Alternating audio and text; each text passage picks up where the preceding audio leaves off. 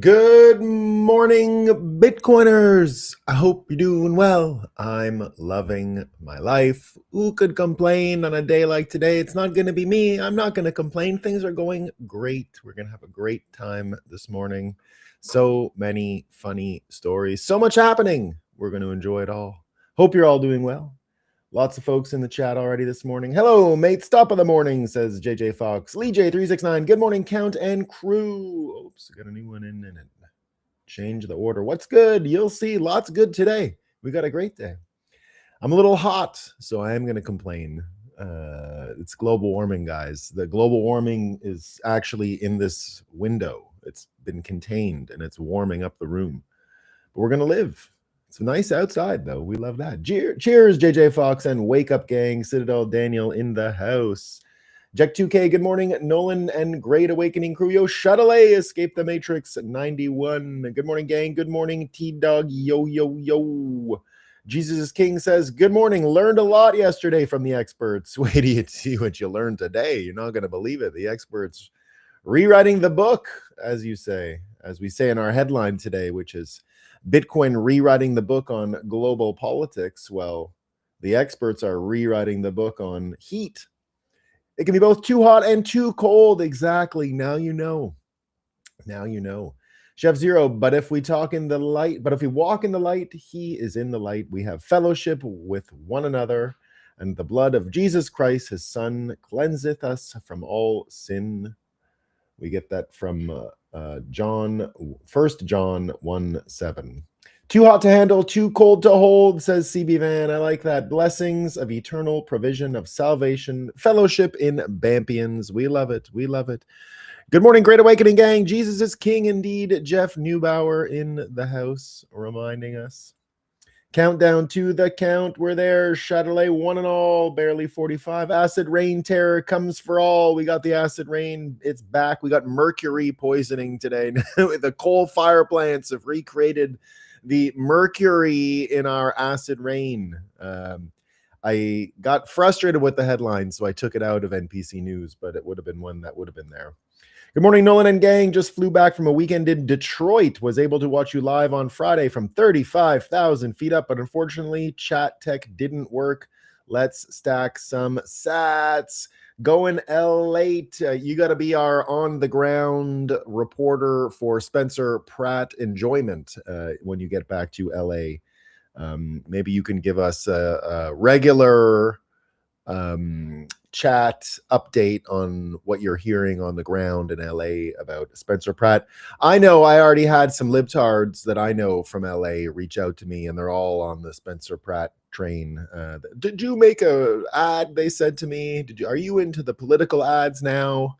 And just obviously joking, but enjoying the Spencer Pratt show. And these are normal Canadian libtards, so it's happening. It's happening. Spencer Pratt breaking the seal and getting other people that wouldn't normally talk about this stuff to talk about this stuff. So there we go. Who will stop the rain? That's what I want to know, Lee J369. Bill Gates, probably. He's trying. I hear Bill Gates was used as a model for the pregnant man emoji. That's for sure. Barely 45. Isn't that what I believe? No, I guess it's not coming from X. Maybe I'm wrong. I think you're right, Barely. Tell us the NPC members doing any better today, Chef Ziraz. It's not going great for the NPCs. I'll show you what's up with them. Indeed. Good morning, Bitcoiners. Good morning, Johnny Midas, Zombie, Cole, Florida. Good morning. Awakening with caffeine clarity. It's my clarity act this morning. Indeed. Good morning, John Atoro. Indeed. There we go. The sun is up, everyone. Massive sunrise. Very beautiful sunrise up in the north today. Really nice. I took pictures of it. When it's so beautiful, I take pictures, and it was a nice one. So we've got Bitcoin currently running, and you can get one for 81,000 US trash tokens. It's a great deal. Let's have a coffee and talk about what's new.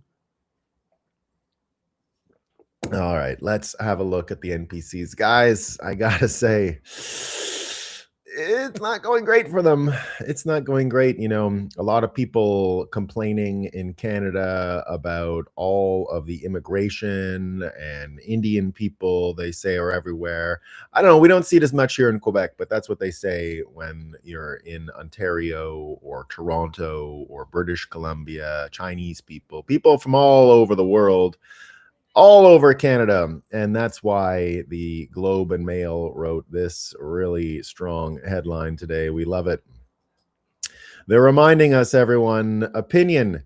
Canadians rightly fear, that's correct, right, to be colonized by the US. But don't lose sight of the colonization that's already here. And they put the Indians from North America in this picture. So just when you thought they were going to write an article complaining about all the immigration and being colonized and having 1/4 of the population enter the country and grow, it's grown by 25% in 10 years. No. It's that the Canadians who have been here for 400 years, they're the colonizers. Now do you get it? It's them, those stupid sons of bitches. And so, of course, now Canadians, worried about their culture being colonized by the Americans, but it's really just a sick culture of colonialists to begin with. So why are we even protecting the Canadians, right? They have blood on their hands. Gross people. They ruined North America. What were we supposed to do now?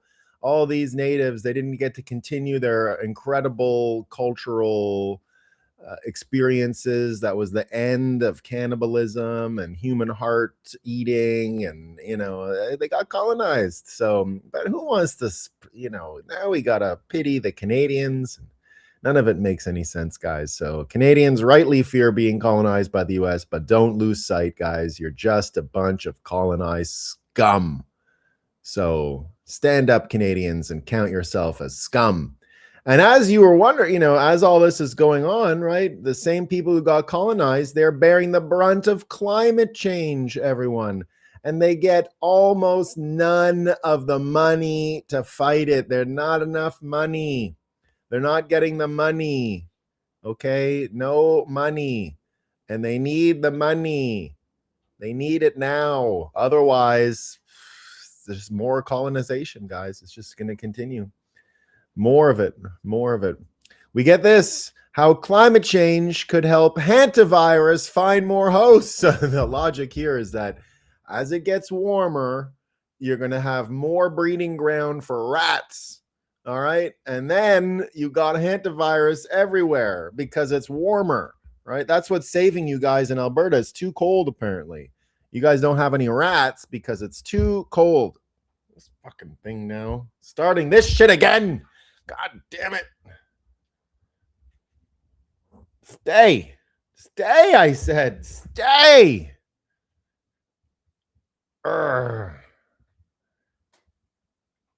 Like, you can't. I'm just going to break it. Fuck it. If you can't tighten to the point that you get broken, then that's what's going to happen to you. You break. There we go. They keep none of it, indeed. Start round one. But it's nice. It's right where I want it to be now. That's good. So exactly, guys. Climate change, hantavirus. You're part of the Great Awakening. Thanks, Nolan. So there you go, guys. We got the pathogens carried by rodents will spill over into human populations. I got a boom stand, Lee J. I got a boom stand. Don't worry, I'm full of boom stands. We got all that stuff. Not working. We have an early round winner. I won. I got it to stay. There you go. Okay, we got more of this. Ready? We got this one.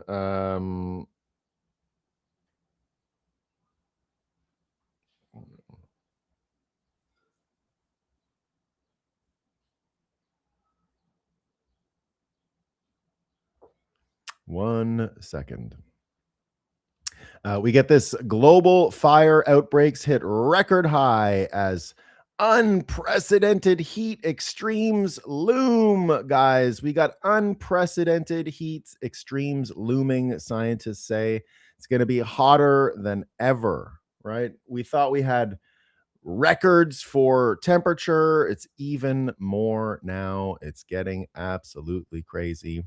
We get this as well. Climate change could double plant harming fungi in Antarctica by the end of the century. Guys, I was just, I don't know how I came across the data on the amount of plant harming fungi already in Antarctica. And then, because I counted it, right? Because everybody, like, it's just everybody knows how much plant harming fungi is already in Antarctica, right? It's only a continent about the size of America. And so obviously we know, and there's just so much science going on down in Antarctica, right? And so the scientists, they went out and they actually counted the amount of plant harming fungi that's already there. And then they put it through the computer model, and it turns out, it's going to double. We're going to have double. They're going to go count it again, and they're going to follow up on this, and they're going to verify all the data. And then that's why they're out warning that climate change could nearly double the variety and abundance of disease-causing fungi in Antarctica soil. So we go under the ice and we look into the soil in Antarctica, and then we just count. You just count it. Fungi everywhere. And then you have fungi, and then it gets warmer, and then you go and you put the data into the computer, and then the computer says, oh my God, we're going to double the fungi. Fungi will be everywhere.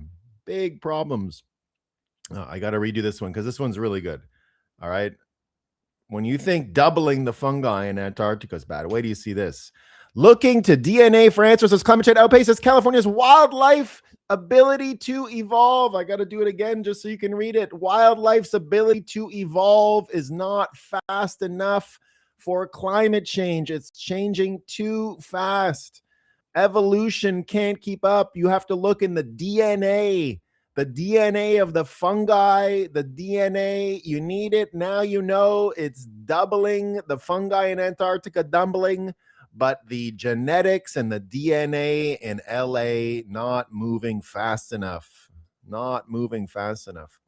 U.S. scientists warned that the termination of National Science Board hurts our ability to compete with China. Guys, we got to go meet with China this week, and we're coming in and we don't even know about the fungi in Antarctica. The scientists that were supposed to tell us about the speed of evolution and the rate of change in LA, they're not there anymore.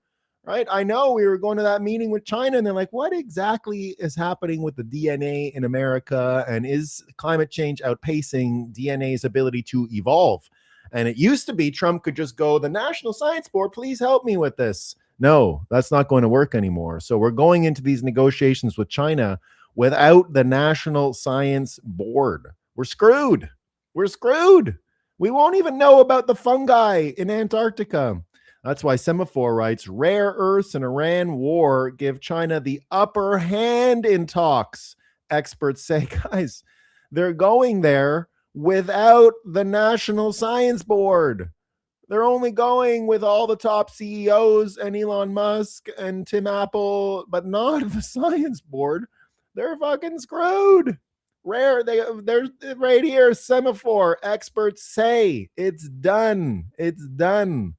Trump's already lost. It's going to China without any of the scientists, only businessmen. And now with rare earths in Iran, China clearly with the upper hand. So that is the news the NPC's got today. It's not going great, guys. It's not going great. It's been a tough day. Canada not sure which type of colonialism is worse. The one that's happening to them, the one they did, or the one that might happen to them. They don't know. It's real bad. So there you go. That's the NPC news of the day. There we go. Counting fungi. Yo, can't AI do that stuff? Of course, Chef Zero. That's obviously they're taking pictures from the space with the satellites and then the AI, and then they count the fungi. Obviously, right? It's so easy. I mean, of course, we have reliable data on the fungi amounts in Antarctica. Like, what do you think we've been doing down there for 60 years, right? Counting the fungi, obviously. of course, there's bird poo everywhere, and then you get the fungi, and then you just add it up. You add it up, you count it, you add it up. How hard could it be, right?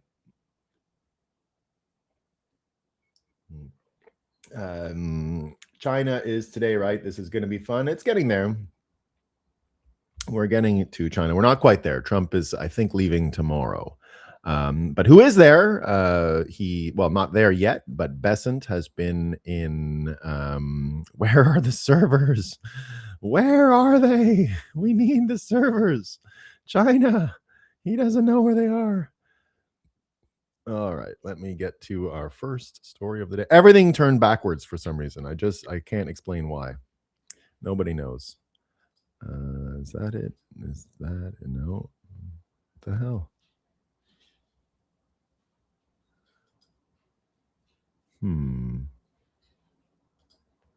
That's not it either.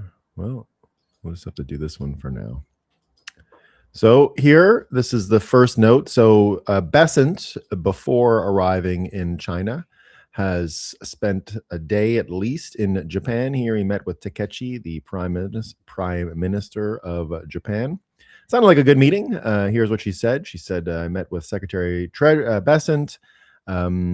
This was his 56th visit to Japan in his life. Wow. On my part, I welcome Secretary Besant's visit to Japan and conveyed my expectation that the two countries will further strengthen coordination between their finance ministers, including the G20, where the United States is serving as the chair for this year. This is the important part. Following up that, I spoke about the initiatives needed to enhance the resilience of Japan-US supply chains and about minimizing risks through cutting-edge AI models. We also exchanged views on the situation and various challenges facing the Indo-Pacific region. In that context, Besant provided an explanation of the current state of U.S.-China relations. Through such close coordination, we will elevate the Japan-U.S. alliance to even greater heights. They coordinated specifically on energy as well. Here is Besant with Minister Akazawa, and here they talked about America's energy dominance. The United States is now exporting a record amount of energy to the world. And here he says, and don't forget, this is one of the things that I haven't quite understood about all of this news out of Hormuz, is that Japan, if I recall, when Takeshi came to America, I think it was in December, stated that Japan is going to be buying 100% of its oil from the United States going forward, and that Venezuela, more or less, is going to be one of their markets. So I don't know why they're like, I guess it hasn't happened yet, or I'm not sure what. I know Trump gave a note yesterday, talking point when he was being interviewed by the media, talking about how the whole world is choosing American oil instead. Now, it's, of course, with Trump's typical exaggerations and he said it was only 45-minute travel difference between the Gulf of America and the Strait of Hormuz. It's 45 minutes. But I mean, I'm certain he's directionally correct when he described the new traffic that is taking place to buy oil in the Gulf of America out of Texas. But I didn't share it because it was mostly entirely hyperbolic, but directionally true. So here it's all about energy. They're coordinating on energy, coordinating on that big Japan investment agreement in America. So everything comes down to energy. And you can see here as well, this American system really starting to come through. This is what we've been talking about for a while, and this is one of the Promethean Action ladies sharing this story here. Let me find it. Here you're seeing this American system of energy dominance, the same thing that Besant was in Japan talking up. You're seeing it really start to come through. Here's an update on all the trade deals that have been going on and all of these sovereign nations here. Somehow the American system keeps defying economists because they're operating off the British system, which we already had one revolution to defeat. Here, the U.S. Trade Ambassador Greer saying the following: if you look at January, February, March, U.S. exports were over 300 billion U.S. trash tokens. These are the highest figures in 250 years of American history. This doesn't happen organically. This comes from deals. This comes from what Trump is up to. So here's the up. So we spent the past year obviously using tariffs to protect American production, and that gets a lot of the news. But a little bit of the untold story are these deals. We've had dozens of countries come to us and pledge to lower their tariffs and non-tariff barriers to U.S. exports. And a lot of them have already done that, dropping those tariffs. Just a couple of examples. The United States exports of corn went up by 25% last year, right? That's a huge amount. And if you look at January, February, and March of this year, U.S. exports were over $300 billion in each month. Those are the highest figures in 250 years of American history, each month beating the record of the previous one. This doesn't happen organically. This is something that comes from all the deals that President Trump has been striking. So we're seeing the Americans who build stuff, who grow stuff, who make stuff, they're not only serving the American market now, they're getting more overseas, and that means more jobs here. So that's that American system coming through, and you're starting to see the results. That's why the announcement yesterday of Trump's negotiating team out in China is just top level. I mean, here what we've got is, according to the Kobayashi letter, the White House is inviting Elon Musk, Tim Apple to join Trump in China. That's executives from Boeing, Goldman, Blackstone, BlackRock, Citigroup, Meta have also been invited. Trump hopes to unlock a series of business deals. Beth Bezos here says, deal making is a skill and the best tool we have to establish peace. This could be really big and help us avoid a massive global conflict. So this is exactly what you want to see. And seeing Trump bring this team over is more or less the frame we've been hearing from the Promethean Action folks for a long time, that this is all about commercial integration between China and the United States, between the Middle East. That's what you're seeing across the Abraham Accords. That's what you're seeing with Saudi and Israel. It's why you're seeing a lot of these areas settle down and start to become a lot more predictable, and why this might actually make a much more predictable American-U.S. Commercial relationship, diplomatic relationship going forward. Even in reality, if you look at what's going on with China, all of this stuff about de-dollarization, you're seeing it was all bullshit. China has been telling the world it's abandoning the dollar. The Council on Foreign Relations just published a detailed analysis showing that China may actually hold more dollars off its official books than on them.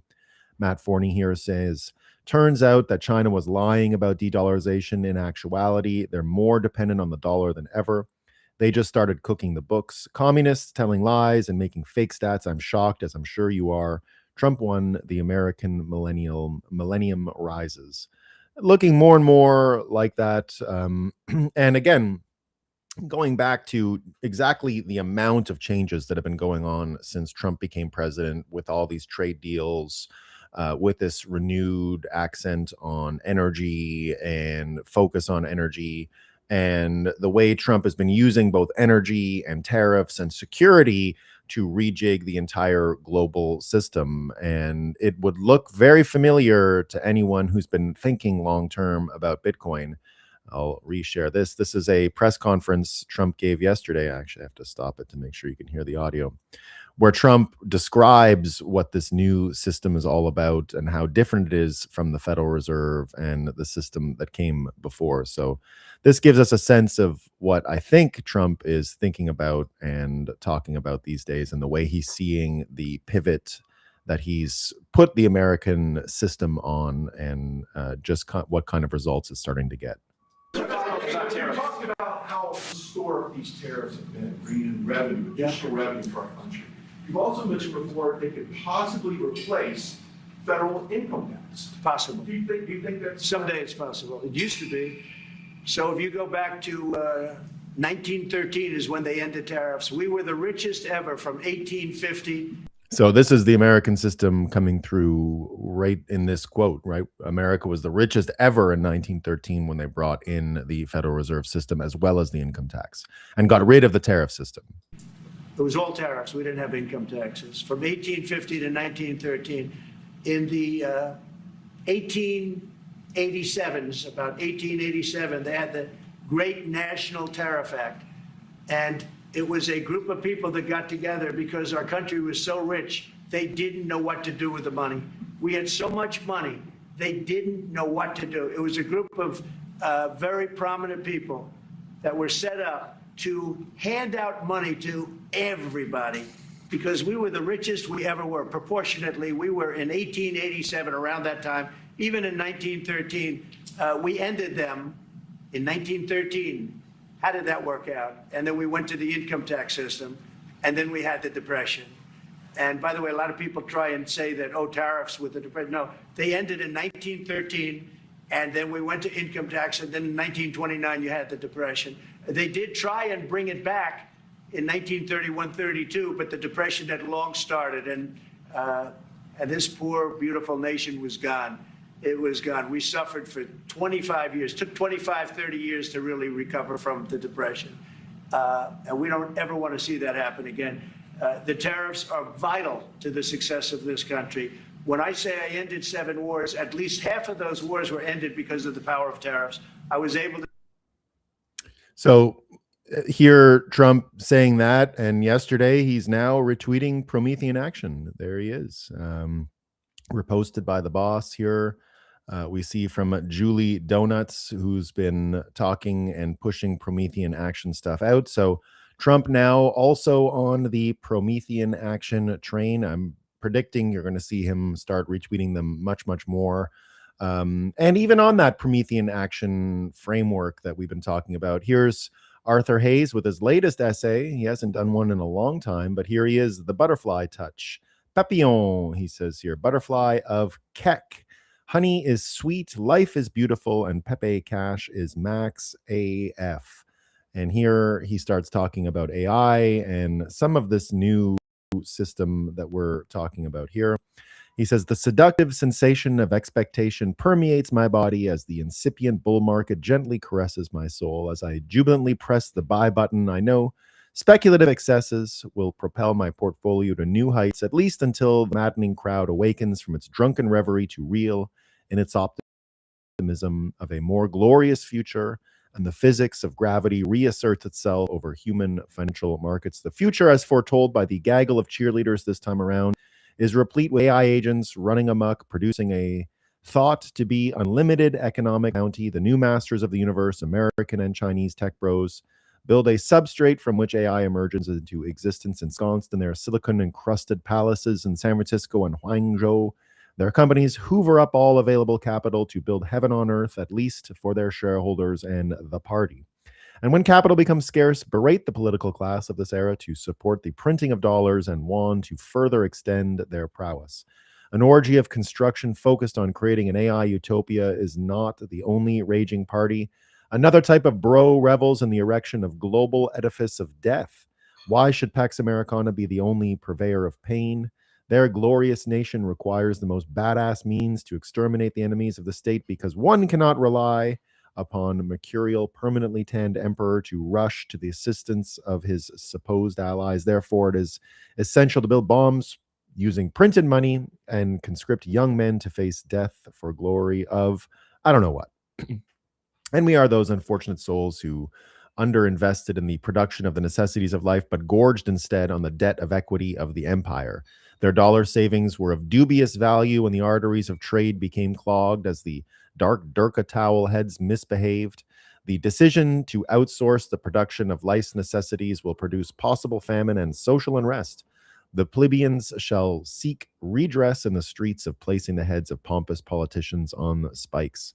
The politicians and their wanker banker lankies have 3 valid, in their minds, reasons to support unrestrained money printing either by the central or commercial banks. Catalyzing decision to allow credit to flow faster than before in the ongoing war between America and Iran. The war, apart from being yet another sad episode of death and destruction between old men who have different ideas on how to rule their plebs, clearly shows that the use of AI and drones are the future of warfare, and no nation can depend on the goodwill Pax Americana to defend the free flow of essential commodities around the world. Regarding AI, the view inside both America and China is that their nation state must win the race to host the most machine intelligence within their borders or face a permanent defeat. Therefore, AI supremacy directly relates to national security, which is why I've been talking about it in terms of national security for a long time. For everyone else, the ability to obtain food and energy under the circumstance requires the construction of redundant pipelines and other infrastructure paired with the stockpiling of fertilizer, food, and energy, not U.S. treasuries and equities. The intersection of these themes, at least until the next U.S. presidential election in 2028, will produce the political will to allow unchecked fiat credit creation. The bull market began in earnest when the U.S. attacked Iran on February 28th. Let this essay permit the bull in your soul to emerge out of its cocoon and fly towards a profitable future, even as more untouchables in the global south because as many untouchables in the global south because of the wartime disruption in the flow of essential commodities starve to death in the shadows where mainstream media refuses to shine a light on. So I'm not so pessimistic on what's going to happen in the global south.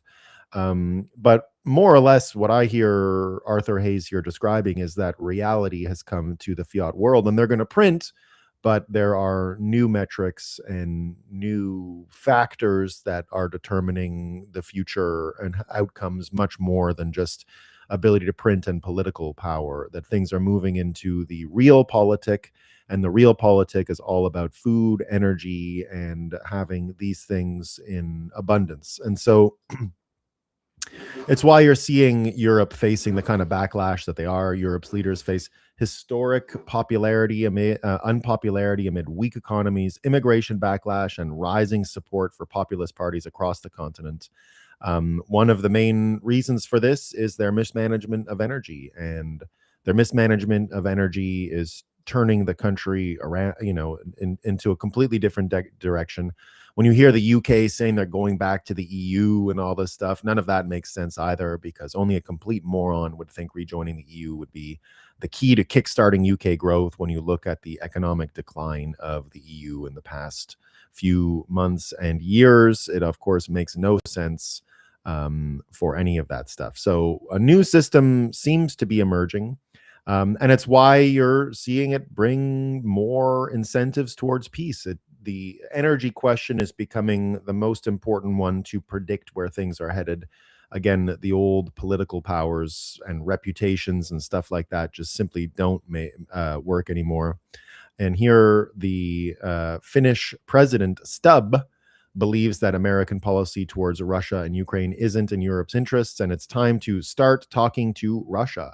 So the whole point here of this European leader in Finland saying it's time to start talking to Russia is because they simply don't have the cards when it comes to the energy crisis, and that it's forcing incentives towards peace in ways that are brand new and ways that we haven't seen before. So I do think this is going to result in some form of peace coming to Russia and Ukraine. I know there were reports today that Russia re-attacked Ukraine with some drones after the ceasefire for Victory Day over the weekend ended.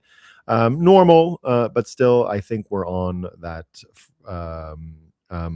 trajectory. The reason I'm almost positive we're on that trajectory is because you're seeing a vastly increased attack on Zelensky and the corruption in Ukraine. So the narrative is turning. It's not just this president of Finland saying we need to start talking to Russia, we need to get energy from Russia. You're seeing the other side of the same conversation, which is Zelensky is a crook and a criminal, start to really gain amplification here. Bank deals, Vienna with Kiev. The krona now reveals figures for the first time, and they make you dizzy. Gold and money worth 20 billion in euros and US trash tokens. Kirill Dmitriev here underlining legacy media silent as an Austrian paper reports on dizzying shadow gold and cash allegedly transported in Ukraine in vans. Someone clearly prefers avoiding bank transfers and scrutiny. How many golden toilets can you buy with 20 billion in cash and gold? And it looks like Zelensky's base is starting to erode. Here's one of the first people turning on him just days after AFU Major Yuri Kasanov exposed Zelensky and his business partners for pocketing 4.5 million US trash tokens a day from the Firepoint's drone racket. Zelensky announces a massive new drone deal with the Carney government. But again, more and more people turning on Zelensky. Here, another fella, this major, this was one of his closest second in command, Andriy Yermak. This has been a few months, but he's been charged in a major corruption probe. Now get Zelensky himself. President Trump was dead right, cutting off the hundreds of billions in U.S. tax dollars going over there to line their pockets. Ukraine's National Anti-Corruption Bureau accuses him of partaking in a 100 million U.S. trash token corruption scheme related to nuclear energy. This guy might squeal on Zelensky to save his own ass. You do have one squealer yesterday on Tucker Carlson. Yulia Mendel, Zelensky's former spokesperson, just gave us insight, gave a whole bunch of stuff. So this is about Zelensky and Putin or Biden. Here they talk about more in the corruption network, deep connections inside Ukraine's political movement. So this goes on. This is the fellow who's turning on him here behind Zelensky. Apparently he's running the show behind the scenes and exposes how far his influence really goes. And that's Andriy Yermak again. Here she talks a little more in this interview about Zelensky's love of Goebbels and all kinds of Nazi stuff, of course. We don't know about this girl, too. She is a, you can't trust anyone in that part of the world, by the way. But I'm here just to talk about the amount of attacks that are coming and the lack of just a few weeks and months ago. Some people knew about this, but now you're starting to see it line up in legacy media and things like that. So here we see Zelensky's press secretary drops his favorite phrases: Ukraine not ready for democracy, dictatorship is an order. He's being called the biggest obstacle to peace. We're seeing more and more of this corruption stuff start to become obvious.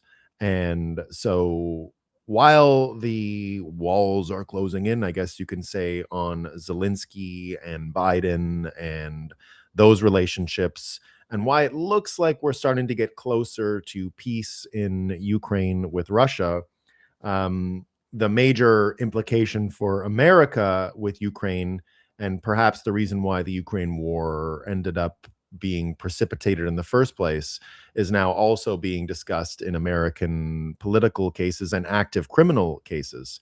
It turns out that that Tulsi Gabbard yesterday came out and discussed and has now active probes into the U.S. funding of the biolabs around the world, including the ones in Ukraine. Holy shit, War Clandestine says now DNI Gabbard confirms she is investigating more than 120 U.S.-funded biolabs around the world and specifically mentions the 40 in Ukraine. It appears that the Trump administration is securing rogue biological and nuclear threats worldwide. It's happening. And if you remember, we covered this years ago, which was the first time Tulsi Gabbard in 2022, just after the war in Ukraine began, said the war was more or less about the hiding of the COVID origins, because it's not just Wuhan, it's related to Fauci's work over in Ukraine, something that we heard many times from Putin at the beginning of the war. One of the reasons he says the war started in the first place. So now we have active investigations around this. Let me know if the audio is coming through. This is Tulsi Gabbard from 2022, a few weeks after the Ukraine war started, giving her context as to why the war started. And now she is running these investigations on eventually Fauci, I believe. Here are the undeniable facts. There are 25 to 30 U.S. funded biolabs in Ukraine. According to the U.S. government, these biolabs are conducting research on dangerous pathogens. Ukraine is in an active war zone with widespread bombing, artillery, and shelling, and these facilities, even in the best of circumstances, could easily be compromised and release these deadly pathogens. Now, like COVID, these pathogens know no borders. If they are inadvertently or purposely breached or compromised, they will quickly spread all throughout Europe, the United States, and the rest of the world, causing untold suffering and death. So in order to protect the American people, the people of Europe, the people around the world, these labs need to be shut down immediately, and the pathogens that they hold need to be destroyed. Instead of trying to cover this up, the Biden-Harris administration needs to work with Russia, Ukraine, NATO, the UN to immediately implement a ceasefire for all military action in the vicinity of these labs until they're secured and these pathogens are destroyed. Now, in addition to all this, the U.S. funds around 300 biolabs around the world who are engaging in dangerous research, including gain of function, similar to the lab in Wuhan, where COVID-19 may have originated from. Now, after realizing how dangerous and vulnerable these labs are, they should have all been shut down 2 years ago, but they haven't. Now, this is not a partisan political issue. The administration and Congress need to act now for the health and well-being of every American and every person on this planet. So the biolab story pushing forward looks like that is gonna stir up a big hornet's nest. And here's War Clandestine predicting in 2022, the Russian military formally accused Obama, Biden, Hillary, Soros, and more of developing biological weapons at US-funded biolabs in Ukraine. If you think Trump and Putin have not discussed this topic, you are mistaken. Putin wants justice for Obama also. Again, why I keep saying you're seeing all of this stuff around Obama coming out. It's because this system that he used to create all this stuff is weakening very quickly. And he is no longer negotiating, Obama is, from a very powerful position. All the type of stuff he created, and you can see here from Promethean Action. Let me make sure we get it up correctly. We can see here from Promethean Action that infrastructure that we got from Obama is falling apart very, very quickly. Where was I? Well, anyway, she talks about how the Obama thing is just not working out, and that his weakness is now being exposed, especially with him going to Canada and thinking he can get security with Mark Carney and these types. And you're seeing his walls closing in just from yesterday. Just look at all the news we got yesterday on these. Oops, I gotta share this instead. Just look, and it brings it back to Russia. This is what they're left with. Here's James Comey yesterday trying to now explain Trump's relationship with Russia. Of course, he's on with what's her slut? I don't remember her name. But this is all happening the same day. So you're going to see here MSNBC yesterday just trying to run as much coverage as they can, but it is not persuasive and weak and typical of the type of stuff that they get up to. Let me share one more time. Just because you don't know.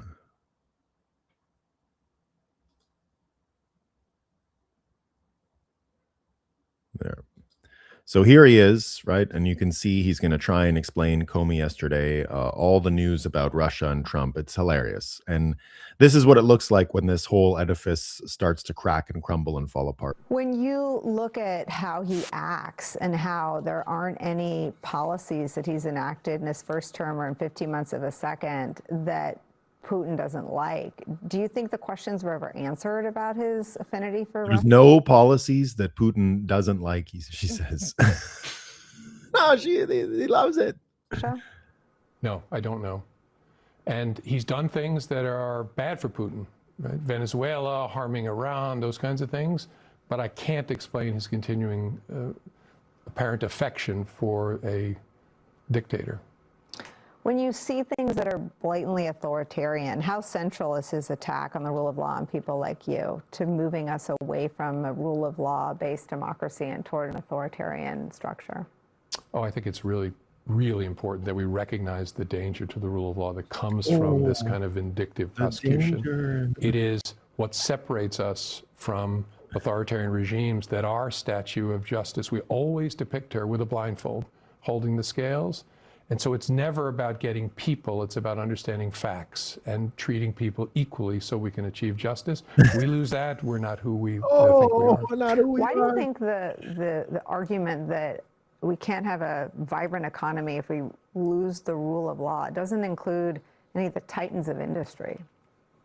Why they not participating Why aren't in that? they in this fight with people like you who are facing your second indictment? I mean, why aren't the people who've benefited the most from the fact that we live in a democracy, that they're based their big banks in the heart of our democracy, a lot of them in New York or some of them in Connecticut, where some of these stories play out? Why do you think that the rule of law is being defended by people like yourself and not the titans of business?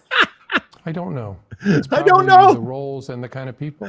I don't chatted with know. Norm Eisen Why outside, aren't who they? reminded me his Why aren't the titans of business? Why don't they believe what we say on MSNBC? Why not? I don't know why the titans of business aren't aligned with MSNBC. I mean, it's such a mystery. Who could ever explain it? was a Holocaust survivor who taught him that when bad things happen, you will be shocked by what people will do Oh my God. and what they won't do. And so I think it's a test of character, and a lot of people are failing it. It's guys, you stupid fucks in this goddamn chat. The test of character that you're all failing. You're not joining in with MSNBC and James Comey, you idiots. Sell your Bitcoin. Give it to his defense fund. He needs it. Authoritarianism is coming for Comey. Give him your Bitcoin. Help him. Why aren't the titans? Why hasn't, Jesse Powell, who got his underwear turned over by the FBI and had to leave Kraken, and why doesn't he give all his Bitcoin? Instead, he's giving money to Trump, right? He's giving money to Trump. And why isn't he giving all his Bitcoin to James Comey? Why not? It makes no sense. It's getting better. He had a bunch more in this interview. It's great. Here he is losing it about his daughter getting fired, right? She's the one who hid all the Epstein file stuff. My daughter was a superstar. She was a superstar. In New York, and was She was fired the best. only because she has my last name. That's stupid. That's immoral. That's illegal in my view. And It's painful. illegal. She'll be okay. I mean, she got a job at a law firm, and someday good I hope for she'll her. go back to the Department of Justice. My Oh, daughter maybe was she a can go back. She was a superstar. Look at her. There she is. Princess Superstar. Princess Superstar Comey. Disney princess. They're going to make a whole movie about her. Superstar. Here's the best part of the interview, though. This is the part that everyone was having a good time with. Are you aware of what the other evidence is they have other than that message, which is on Amazon right now for sale? Yeah, I hate to stiff arm you, but I'm going to do the same thing. It's very important that we respect and obey the rules of the federal court in North Carolina and everywhere, even if others don't. And so I'm not going to talk about that. Not going to talk about it. Except to say, as I said earlier, I am not only not guilty, I am innocent, and we will pursue. Not only not guilty, he's also innocent. He's two things, right? Not guilty and innocent. So good for him. Good for him. It gets better though. It wasn't just Comey. She also had Brennan on yesterday. So here she is with Brennan. Right now, Brennan is. This sounds like the deep state and all those folks got a signal from Canada this week when Slotkin and everyone else was up with the Canadian leaders. And here he is talking about how there's all kinds of insurrectionists currently working in the FBI and the Department of Justice. He has succeeded largely in turning DOJ and the FBI into political arms of his political operation. What still exists in the system to slow that down?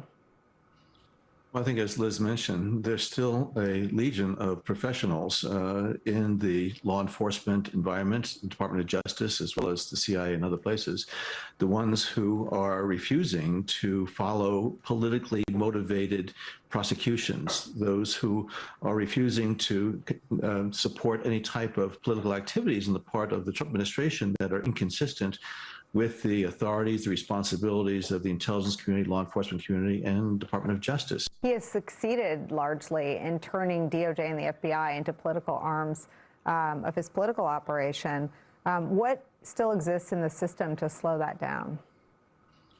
I think, as Liz mentioned, there's still a legion of professionals in the law enforcement environment, Department of Justice, as well as. So exactly, you got all these people, and that's why here this note about who's all there, right? So just to review over on MSNBC, CIA Brennan, Liz Oyer, James Comey. James Comey even admitted that they have Norm Eisen, of all people, on site as these interviews are conducted. Odd, isn't it? So, I hate the meme, the walls are closing in, because you heard so many people say it about Trump during his first term with Russia, Russia, Russia. But I find it funny that the walls are closing in is now being applied to all of these scumbags that did all this stuff. And it's not just there. This is the big one. It's not just Brennan and Comey. The one I'm most interested in, and this comes from the American Bar Association Journal, meet Democrat lawyer Mark Elias, and it looks like Mark Elias is also getting targeted now. Turkey necks on notice. Do you want to know how bad Trump is breaking the Democrats? Mark Elias has been the Democrat Party specialist in rigging elections for decades. His job was to file lawsuits to force state election officials to allow cheating in elections. He's often bragged about it. Even his detractors called Democrat lawyer Mark Elias one of the toughest election lawyers in the country. In his 3-decade career, the New York Times reports in a profile, Elias has arguably done more than any single person outside the government to shape the Democrat Party and the rules under which all campaigns and elections in the United States are conducted. Supporters celebrate Elias's many victories, including his fight against efforts to overturn the 2020 election and 2 significant decisions last year by the U.S. Supreme Court. Mark Elias is a key player in this war and has a sealed indictment with his name on it, and he knows it. Elias left Perkins Coie and formed the Elias Law Group in 2021 following controversy after his involvement in the hiring of opposition research company Fusion GPS. That company compiled a dossier with largely debunked allegations, so that's where this is all headed. Elias, we know that's not true. Elias was right in the middle of the Russian collusion frame job, but suddenly Elias is singing a different tune. Here is Elias on the topic of redistricting congressional seats. It didn't work out in Virginia for him. The dominoes are falling, and everything that Mark Elias has fought for in the courts for decades is being overturned. The Democrats are going to get slaughtered, and Elias is truly panicking, but it's not just about redistricting. Elias knows that the raid by the DOJ and Tulsi Gabbard on the election offices in Fulton County, Georgia, is the endgame. They confiscated the ballots and are going to expose and prove that there was a conspiracy in multiple states to steal the 2020 election with foreign help. This is the death knell of the Democrat Party, and Elias knows it. The Fulton County raid is going to end the Democrats' mail-in ballots scam to steal elections across the country.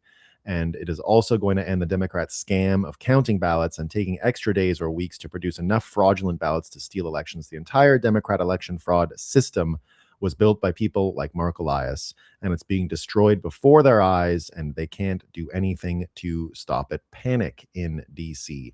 That's what I'm seeing. I'm seeing indeed all of these walls closing in. You're seeing here with this video the 2020 story becoming more clear by the day. Thousands in mail-in ballots some were mailed out and returned on the same exact day, verified from PA's own state website during the 2020 election. How is this possible? So you're seeing it from more and more jurisdictions.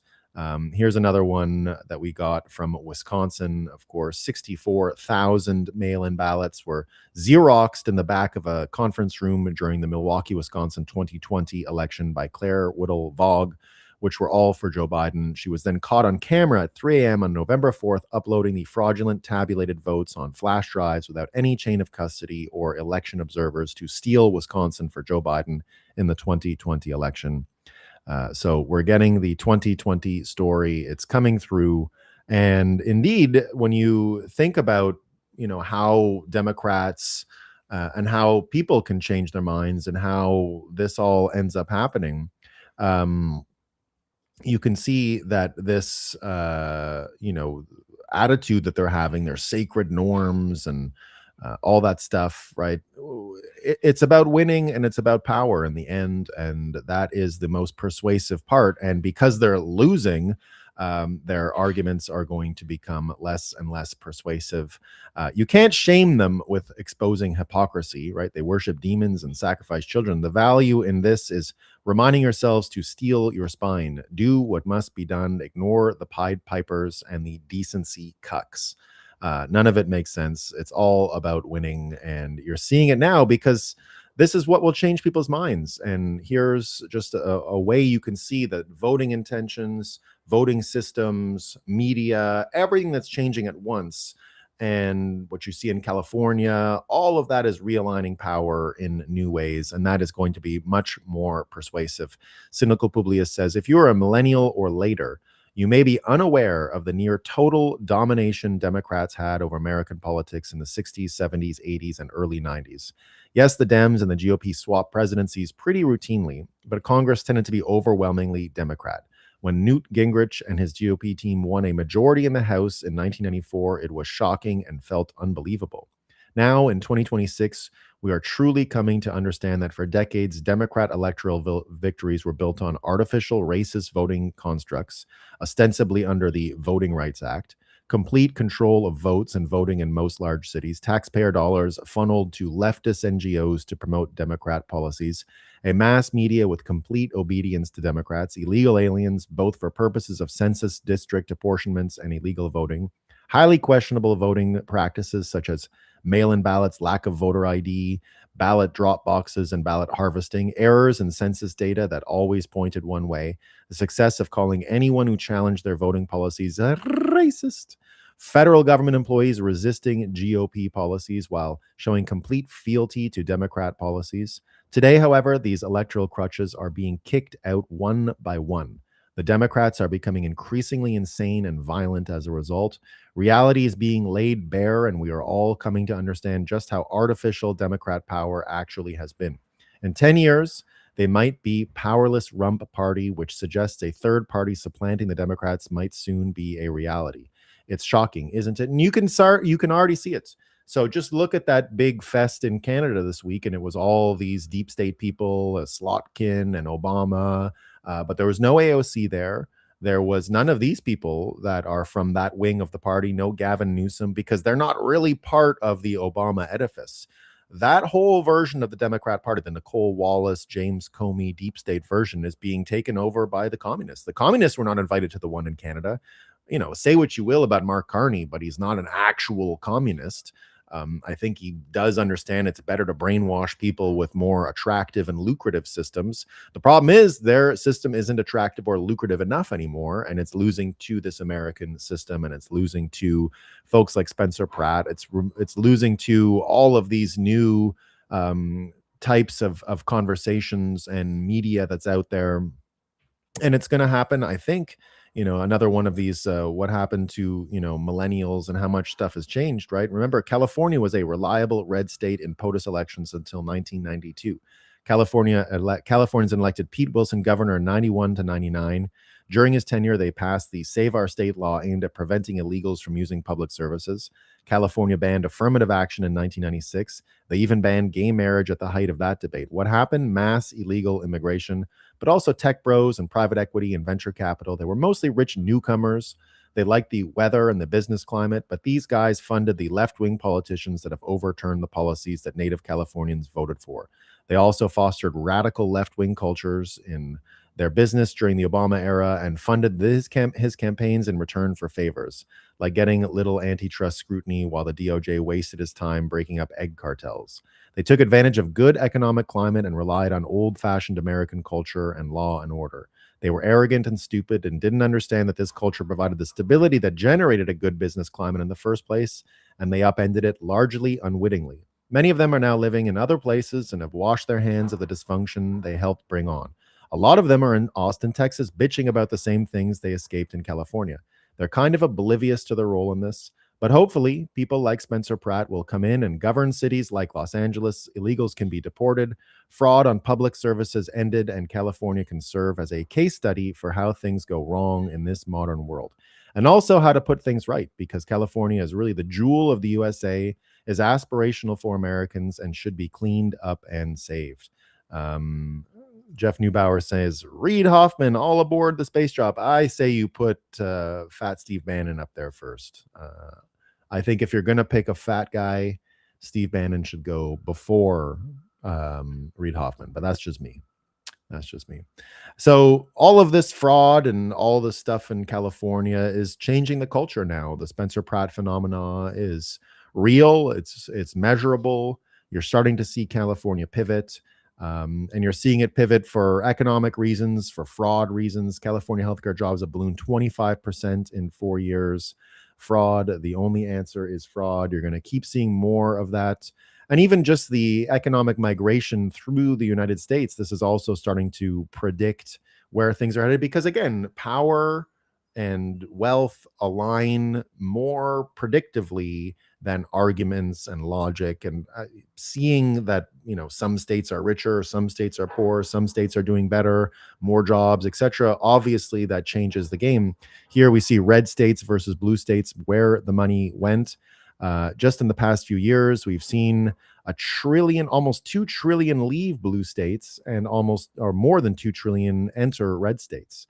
We're seeing this migration indeed predict where opinions are aligning.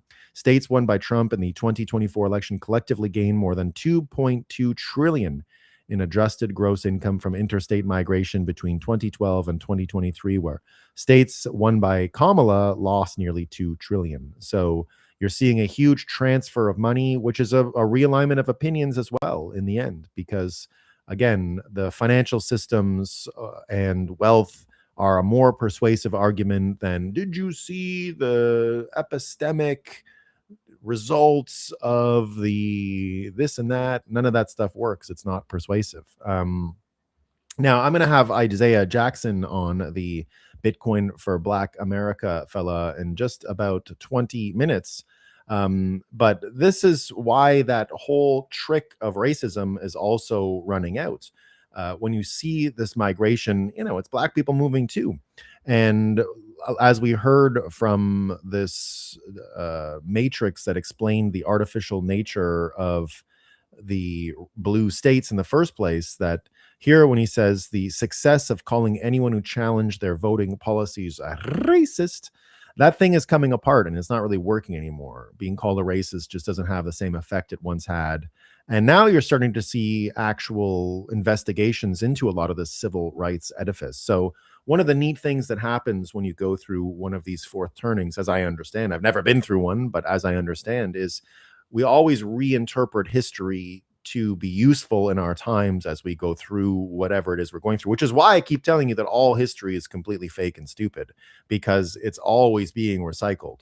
It's always being reinterpreted. So a reinterpretation of a reinterpretation of a reinterpretation starts to stray far from reality at a certain point. So we don't really know what happened in our history because of all of these reinterpretations. But we're starting to do it now with Martin Luther King. Yesterday, a 5-minute trailer dropped from Matt Walsh, all about how the American mind has just been saturated in this story of racism and civil rights, and then everything that happened from the 1950s. And I actually believe this because I loved rock and roll and all these things when I was young.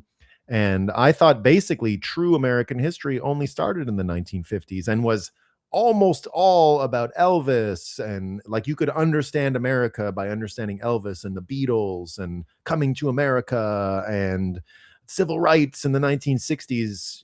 Many people in my generation, millennials, Gen X, really did have that as their version of reality. That really was how we thought about the world. I remember it wasn't, for most of my teens and 20s, my early 20s anyway, that's what I thought. And it was only when I started getting interested in deeper history and other stuff, related in particular to Western civilization, let's say, going back to Rome. I started to get a fascination, I guess you could say, with Rome, as many men do. And I got Gibbon's Decline and Fall when I was a teenager, and it was an annotated and visual version of Gibbon's Decline and Fall. And I started to, change my ideas on a lot of this stuff. And I started to look, kind of like, wow, my historical ideas were pretty silly when I thought history started in the 1950s. And now it looks like we're we can see that I wasn't the only one. That was a typical thing from our education system. And you're seeing now that that is being re-articulated, reanalyzed. And, I don't know everything about Martin Luther King Jr. I know he had some really good qualities. I believe he'll survive a lot of this reanalysis, but there were some really bad things about him too. And I think he is a pretty good prism in which to start to judge what this reinterpretation looks like. Here's Fisher King talking about Matt Walsh's video yesterday. It's very interesting how the King family has gone about gaining intellectual property rights to King's public speeches and other work, both as a big moneymaker, but also to prevent people from critically evaluating him as a man. So the myth is about to change. I'll play some of this. It's very interesting stuff. And I will have a conversation with Isaiah Jackson later on about it. If you ask American teenagers basic questions about American history, you'll quickly discover that they don't know much about it. One Gallup poll found that most American teens are unaware that Columbus arrived in 1492. More than 2/3 don't know that states' rights were an issue in the Civil War, and 3/4 are unaware that the United States gained independence in 1776. More interesting is what they do know. In May 2008, 2 college professors gave 2,000 American high school juniors and seniors a simple prompt. Starting from Columbus to the present day, jot down the names of the most famous Americans in history. The only ground rule is that they cannot be presidents. The top 3 answers were all black: Harriet Tubman, Rosa Parks, and, in first place, of course, Martin Luther King Jr., who was named by 2/3 of the students. Benjamin Franklin, by comparison, was named by just 29%. Thomas Edison made the top 10 but was outranked by Oprah Winfrey. A similar survey of college students between 1975 and 1988 had radically different answers. Their top choices, Betsy Ross and Paul Revere, didn't even make the top 10 by the mid-2000s. This is because sometime between 1988 and 1995, things radically changed. National heroes like George Washington and Ben Franklin were replaced with a new class of central figures in American history. As the authors of the study put it, by the mid-1990s, quote, African Americans and women had moved to the center of American history. Ask any American who went to public schools between 1995 and today, they'll tell you the central feature of their social studies classes, as history became known, were the histories of slavery and the civil rights movement. They likely remember watching videos like this one in school. We wanted to show you a clip of Martin Luther King Jr.'s I Have a Dream speech there, but it turns out we couldn't. That's because King's family owns the audio from the speech, and they wouldn't let us use it. You might think that's weird. This is America. Surely you can use a short soundbite of an extremely famous speech in an educational video. And in most cases, you'd be right. But according to our lawyers, we can. In fact, we can't show quotes or read on air any portions of speeches owned by King's estate. It turns out his family has done all sorts of things to stop people like us, including, amazingly, releasing the speech as an album so they could secure special music rights. They published his life's work as a book to secure additional rights, and recently blocked OpenAI from allowing users to recreate King's likeness. These gimmicks gave them total control over how King is portrayed in media today. Why would they rig our legal system like that? Well, money is one reason. When CBS broadcast portions of the I Have a Dream speech on air, the family sued and the company settled. King's family has made a lot of money suing media outlets. But another reason is that they want to silence critics like us. They need to protect his legacy, to keep making money off him. What they're doing makes it very difficult to honestly reevaluate Martin Luther King Jr., and you're about to see why they don't want people to do that. It turns out the King you've heard of is a carefully curated creation. His estate's efforts perfectly illustrate what the civil rights movement has become, and as we'll show in this episode, what it always was, a gigantic lie. Over the course of this video, we are going to judge Martin Luther King Jr. not by the color of his skin, but by the content of his character. What you will see will shock you. Some of it isn't suitable for young children. We'll also confront the movement that he spearheaded. Were his true aims a colorblind society, or something far more radical? Who bankrolled him? What did other civil rights leaders think of him? What unfolded behind the scenes in Birmingham, Alabama in 1963? Was civil disobedience actually peaceful? And most importantly, is America today stronger, more unified, and racially equal than before King's rise?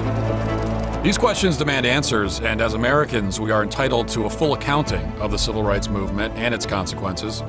King's movement fundamentally transformed our country and our system of government. That's why we're tackling the topic in two parts. First, the hidden history of the civil rights movement, its key figures, agendas, funding, and scandals. And second, the profound, lasting changes to our society and their consequences. This is the real history of the civil rights movement, Part 1, A New Constitution. So this is typical of fourth turnings. Like I said, you go through these processes of reevaluating your history in order to fix your times. Because look, I mean, this kind of story just keeps happening. Look what we had yesterday in Boston, right? This guy Tyler Brown. Look at he's just going around shooting people on the street. Obviously mentally ill, obviously insane. But it turns out he's been arrested a bunch of times, but these woke judges keep letting him out. And it's just case after case like this. I mean, how many cases are exactly like this, right? Where you just see all of these violent offenders again and again and again being let out of jail, let out of prison. And he's another one of these cases. So that's why you have to reinterpret history each and every time. Because how did we get here? How did we get to this point where people can commit these crimes and then police are like, oh, he's so sad, he's not bad, he's just sad, so sad. And so it creates these conditions where now you're being forced to reinterpret history and go through all of this stuff. There's just kind of no choice. So that's what's happening. People are sick of this kind of violence. And again, this is what convinces people and is more persuasive when you see power and action and people align with that power, which is exactly why, you're seeing the odds of what's happening in the midterms now. And with the rejigging of the voter districts and the gerrymandering, Republicans surge past Democrats in Senate midterm odds, projected to remain in power. And Walter Kern makes a nice observation. No wonder there's a virus. What next? And did you guys see all these hilarious coincidences with the virus? This stuff's real funny.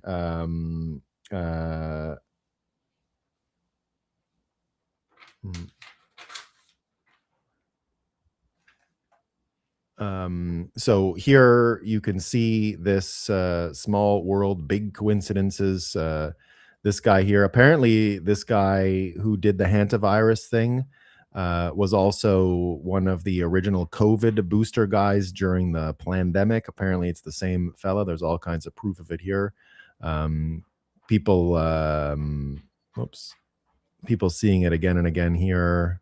The hantavirus cruise guy pleaded with people to get the COVID vaccine. Remember, I wonder if he's pre-recorded something for the hantavirus. It gets even better. There's a few more of them of this guy. Here's the other one.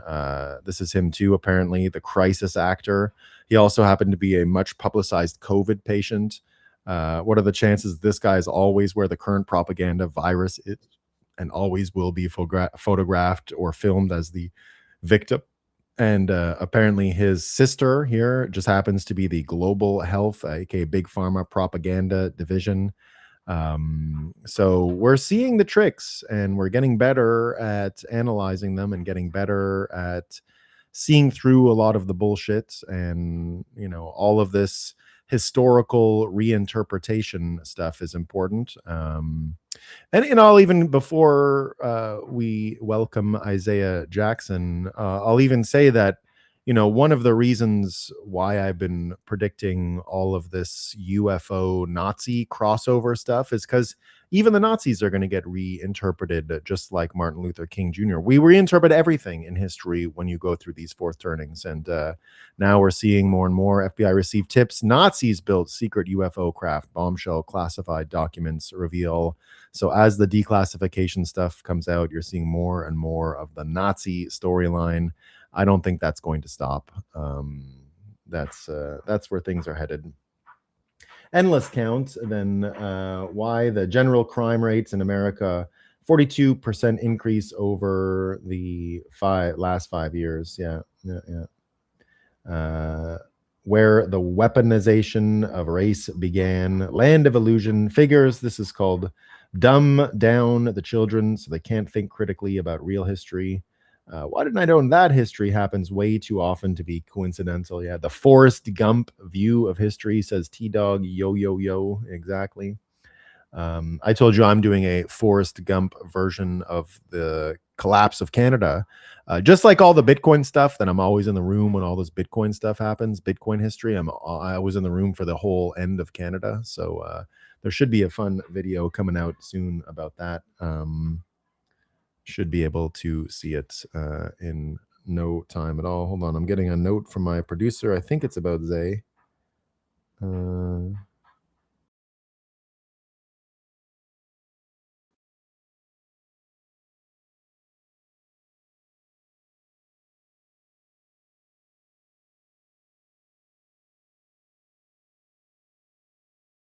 No, that wasn't me.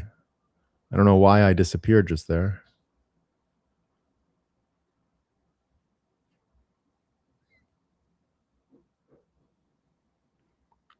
James Comey, the Dems are in the trash compactor in the Death Star, except there's no C-3PO. Save them, comedy, mysterious world. That's what's happening. Yeah? Space drops can't come soon enough. We love them. So we'll have Isaiah, should be any minute. I told him 10:30. He'll be with us for about 25 minutes, and we'll have a good time. Seaberger, why did it take so long to reveal all the fraud? Well, I think one of the main reasons why it took so long to reveal all the fraud is that it's just too unbelievable. People can't really believe. Like I always say, you can't, most of this stuff you can't explain to people. Let me get this off. Don't know why this does this sometimes. Close, hide. There we go. That's why the wrestling idea of using kayfabe makes so much sense to me, because people are drawn into a kayfabe story with a hero and a villain and a beginning and an end, and they cheer on results. But as we know in Bitcoin, you can't just lecture people about logic and reason. Didn't you know the Federal Reserve is a scam? And people just look at you like this, right? What are you talking about? So, but if you get them involved in a wrestling kayfabe storyline, then you'll have more results. Children respond to logic and stuff like that, but adults think they have it all figured out. And that's why you got to use wrestling kayfabe techniques. So someone who does know a lot about changing people's minds and orange pilling people and getting them to see the light is Isaiah Jackson, an old and good friend of mine. Isaiah, how you doing, my man? Doing great. Long time no see, man. Just want to make sure you can hear me. I can hear you, man. You're coming through a little spotty, a little pulsating.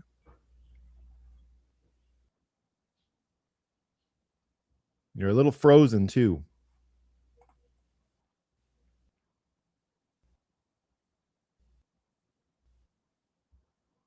Tough Cookie says, people were the biggest shock to me. I thought common sense was common. In fact, no.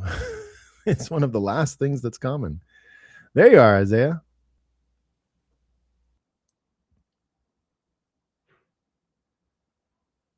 Oh. Got a bit of a connection problem. MLK Marxist should all watch the MLK Project by Chad Jackson. Yeah, look, I mean, people knew this about MLK, but many people weren't really confident to speak about it, first of all. And, he was sort of canonized. So, but I think that veneer of that protected him from criticism is going to fall, and you're going to be able to criticize him. There's Isaiah Jackson back. How you doing, my man?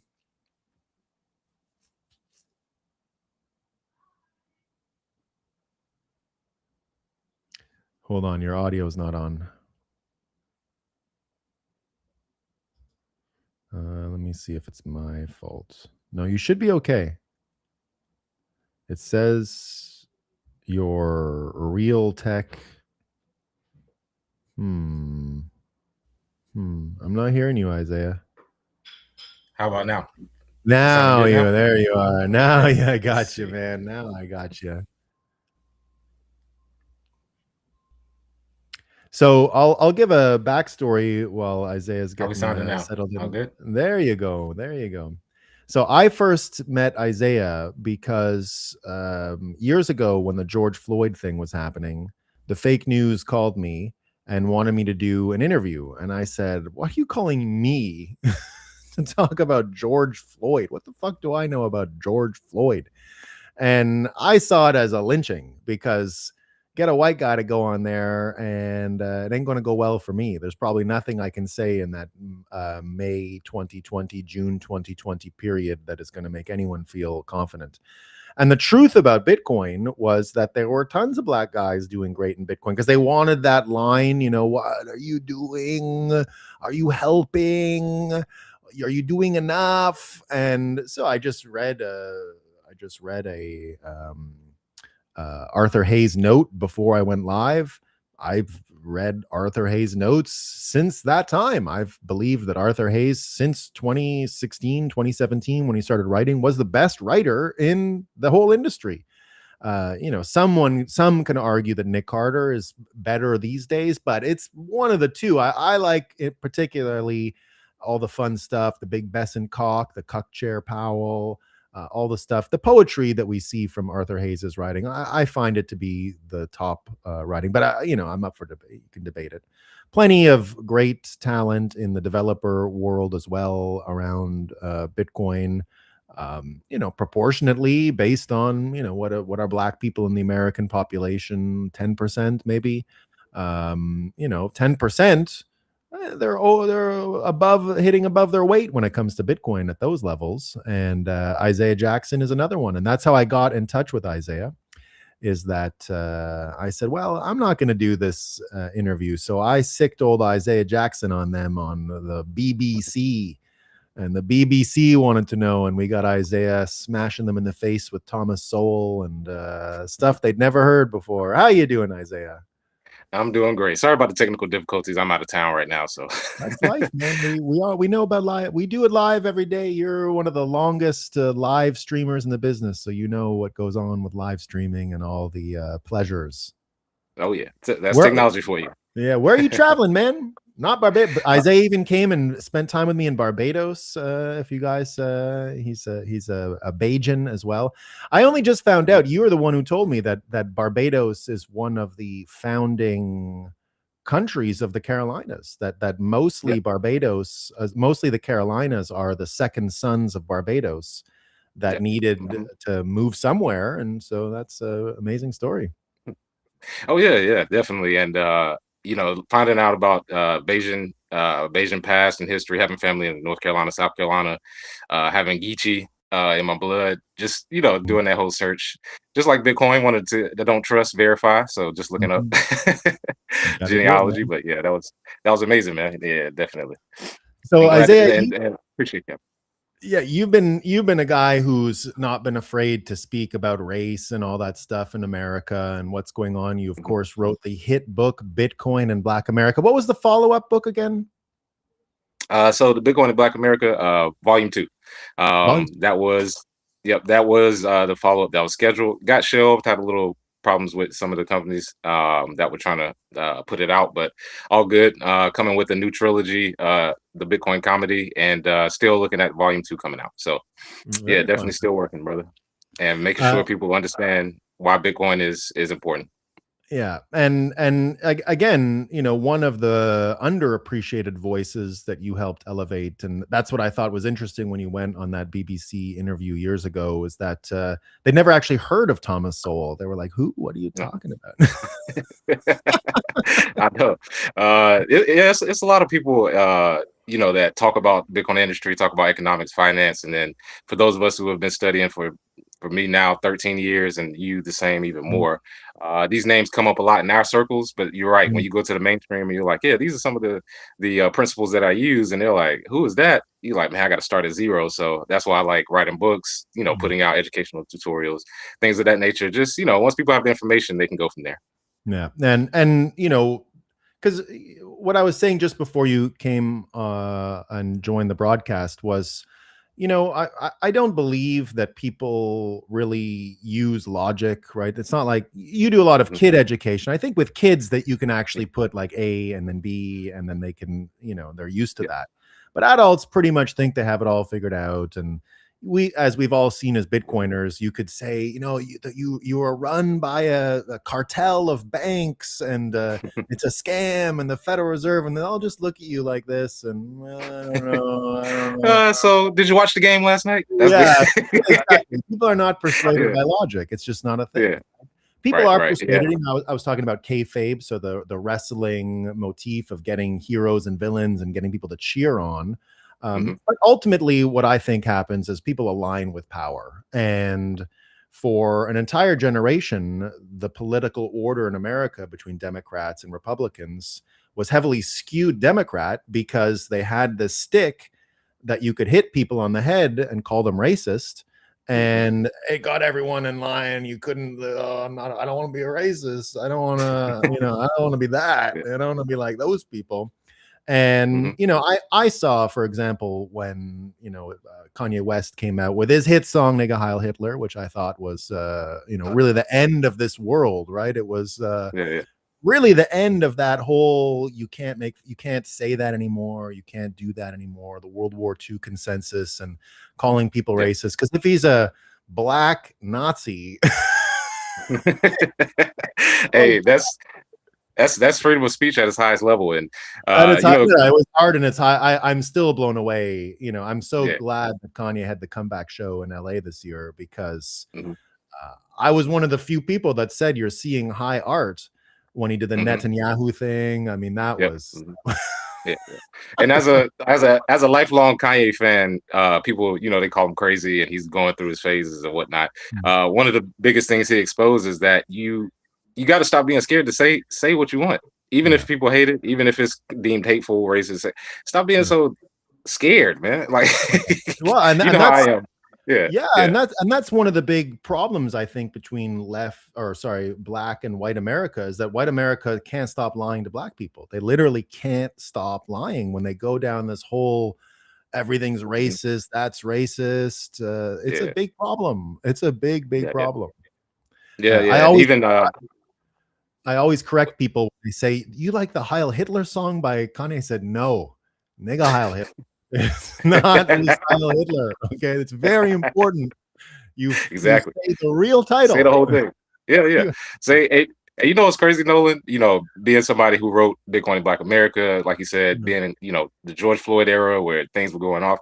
A lot of the ways that people approach me, especially a lot of the liberals in California, they approach me with this, what do I call it? The bigotry of low expectations. Like, they need to help me along, and like, I know you've been done wrong, and we did. And it's like, calm down. First of all, stop being so. You didn't do anything to me or anybody. Like, calm down. Stop being so. Thinking to yourself that you're something you're not. You're fine. I mean, just live your life, do what you do.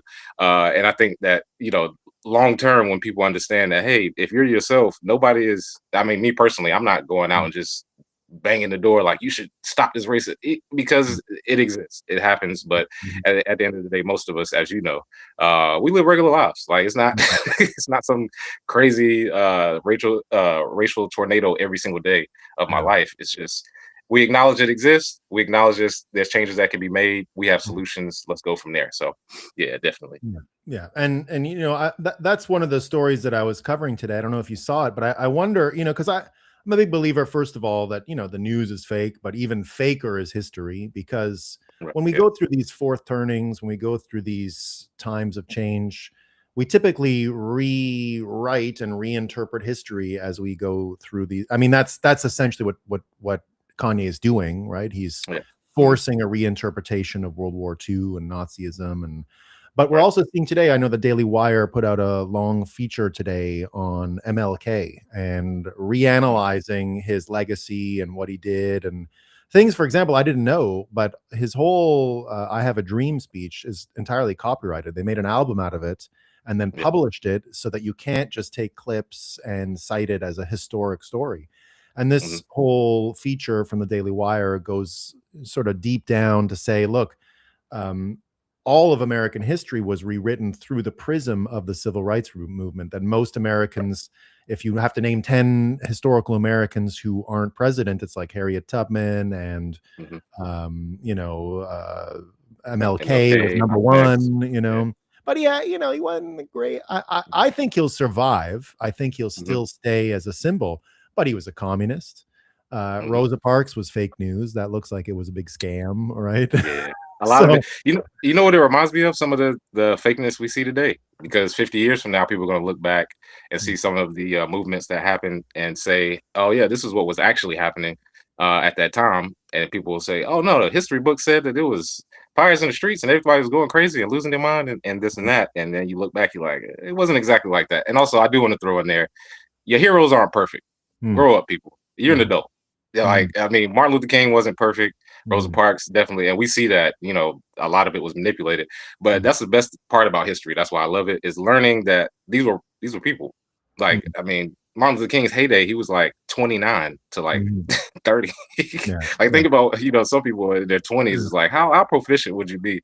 And Yeah. what some of the stuff he got into because he got into a lot of Oh, stuff, but yeah, the Jesse Jackson girl. crowd and Al Sharpton and you look back, you're like they were people. They had some stuff.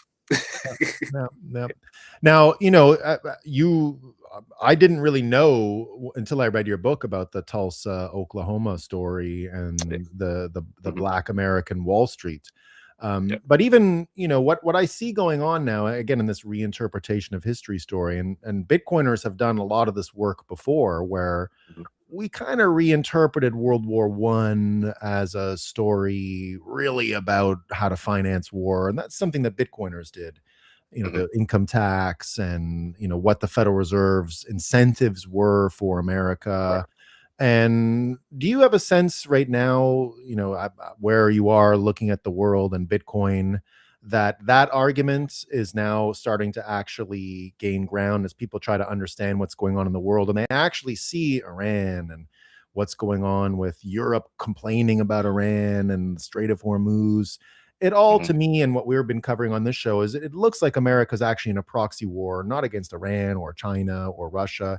It looks like they're in a war against the banking cartels, and that everything that's been going on right now is really about this re-architecture of the banking Mhm. system. And then if you look at it from a Bitcoiner's perspective, everything in the world kind of makes sense more or less, because we're seeing this proxy war and reinterpreting all of our wars in the past, which fits in line with your book because you've been on that story. That's why the Oklahoma City, or the Tulsa, Mhm. Oklahoma fight happened. It was this bank cartel that was moving in, Yeah. and they couldn't have competition.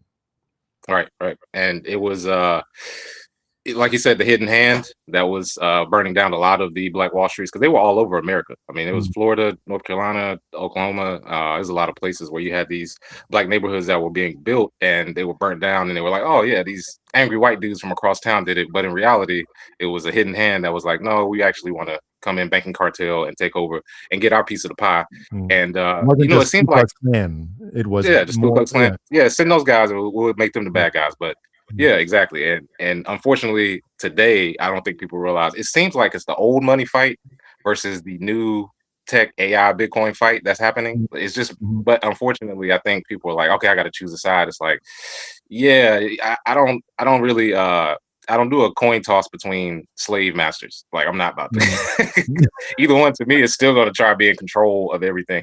So it's still individualism, sovereignty, Mhm. the freedom that we see. You still want to have that as a part of it. So yeah, you're right.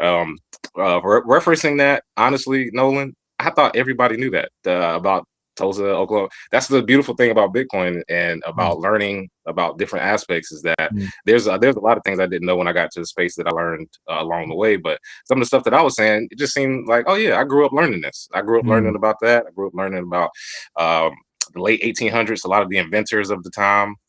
You know, in the book, I even say the second most prosperous time for the Black community was in the late 1800s, early 1900s, like right after post Civil War. So, you know, a lot of people didn't know Reconstruction. That's not in a lot of history books, the Reconstruction era with how Black people build and stuff like that. So, yeah, just learning new things, and even from you, Nolan, you've taught me a lot.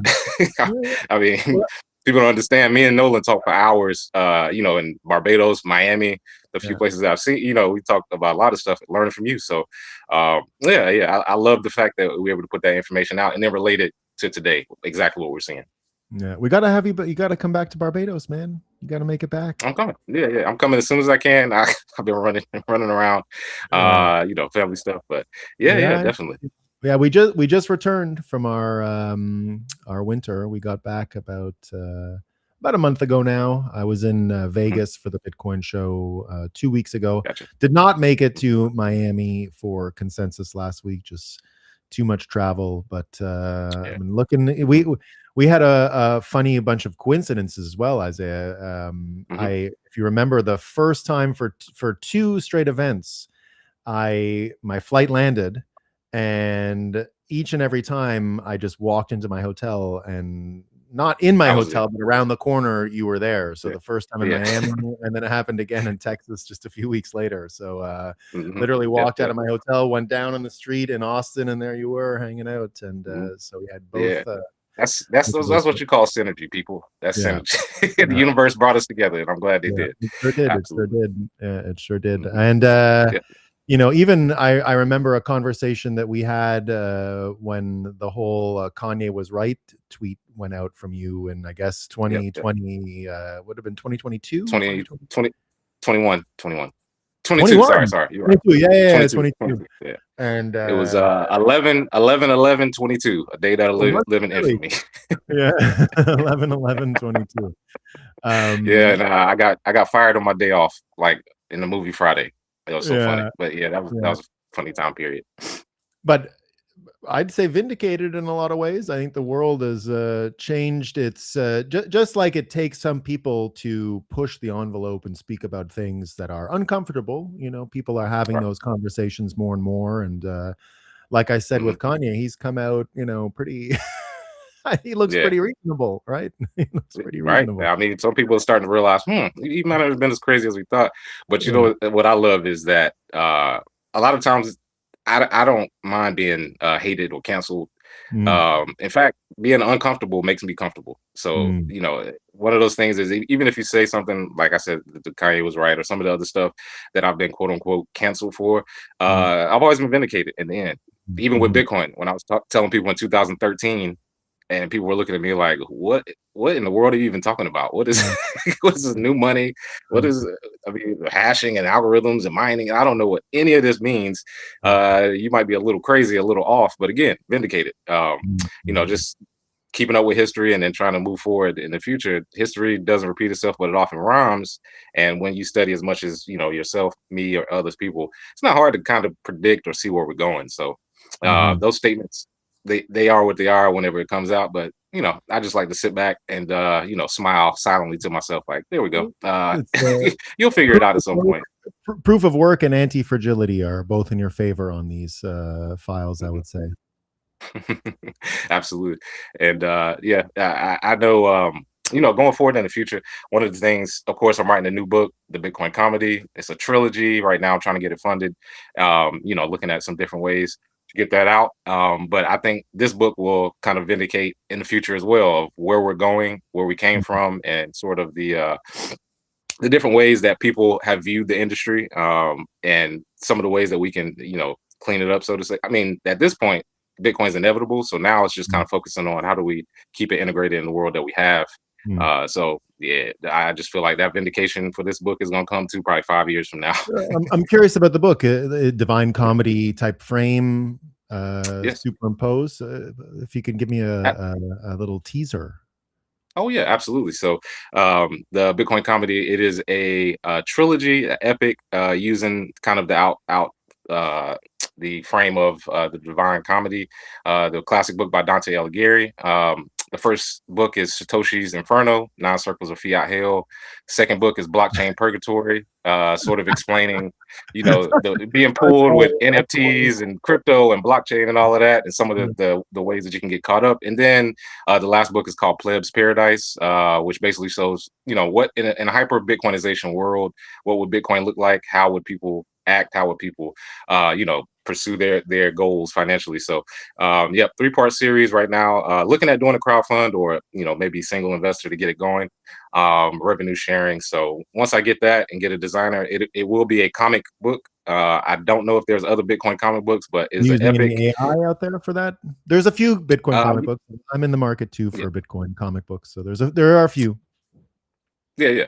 And I just wanted a fresh take on the Divine Comedy. That's been done before, but in a comic book sense, I use AI to sort of generate how the characters would look. But the money that I'm looking to raise is basically going to be for a real, true designer. So I'm trying to find some of the best, and that to me would be the best case scenario, is that we have an epic 3-part comic book that can teach both kids and adults in a funny way. Very entertaining book. I have had actual comedians read it, and they're like, "Oh, it's actually kind of funny." Even though comedy, in a sense, is more of an epic in classic literature, I still wanted to have that element, edutainment wise. But yeah, I think this book will kind of, like I said, be vindicated in 5 years when people look back and they're like, yeah, he was right. We were tripping with some of these crypto stuff and blockchain and NFT, or we're doing a lot. Yeah, We but love it all, then though. We love it all. we love it all. Yeah. But it's just funny. It's just funny to look at. And we got all of the guys that got rich overnight. I was in Miami for a long time. Some of them, basically got women walking them around on a dog leash because they've never, it's just crazy how the crypto world blew up and how some of these people, their lives changed. So yeah, all of that is in the 3-part trilogy. And like I said, I would say this is sort of another magnum opus. I know some people think it's Bitcoin in Black America, but this is more general for everybody. And I think internationally it'll take off. Fun. Yeah, and humor is a weird thing in that I often describe it as very susceptible to entropy, like fashion. Like when you watch an old movie, even from the 90s, things that we would have laughed at when we were teenagers, you watch it again and you're like, that's not funny. Some things do survive, right? But just like the Lindy effect, it really was a measurement of comedy. Right. That Lindy was a comedian, and this idea of something persisting over time and predicting that it will last comes from the world of comedy, believe it or not. And so I do believe that a Bitcoin, which is entropy resistant comedy, could also borrow some of those entropy resistant qualities and still be funny, 5, 10, 15, 20 years in the future. So I think that's partly why comedies don't seem funny anymore if you read like a Shakespearean comedy, because everything we find funny is totally different than what so we've put a new frame on it. But I believe you have good chances here of avoiding entropy when it comes to comedy, because some great comedy can avoid it, right? It does happen. So I'd be very interested in that. Yeah, and I think it's just a great self-reflection. We got to laugh at ourselves, and we a are lot of people in the market. We are absurd, Yeah. This is the greatest industry ever. There's so much absurdity. It's funny to look back some of the old stuff that I was referencing for the book that some people may not remember. The old Big Connect days and some of the I love it. Big Connect.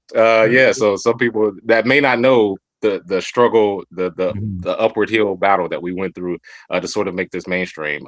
Just a great reflection piece there. So yeah, the Bitcoin comedy looking to release in June, pending crowdfunding and the money. Looking forward to it, man. Yeah, and that's what I think of as the story of what we did here is like from the 2013 era. It was like, okay, we'll take on the most powerful banking cabal, insidious machine in the history of the world, because we got free weekends. What else are we gonna do? Right? Let's go get them. Exactly. Yeah, especially when I first started, fresh out of college, kind of kind of had a job, kind of didn't. It's like, man, I got all this free time. Why not? Let's take on the banks. It's time. You know what I mean? Like, they gotta go. And yeah, it's been maybe 100 years. Let's try it. I mean, what's the worst that can happen? We just go back to what we had. Let's do it. that's where I think a lot of the absurdity comes from, which is why there is so much comedy, because it's worked like, faster. I think, I mean, we're on the timeline we all imagined.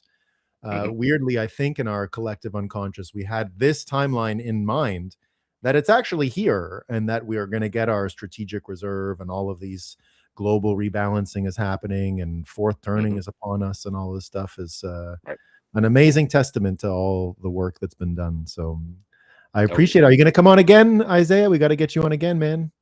Anytime you want, Nolan. Anytime, brother. And and definitely we'll talk more about coming to Barbados and all that and seeing you. But yes, anytime you want me on, I'll make a boy.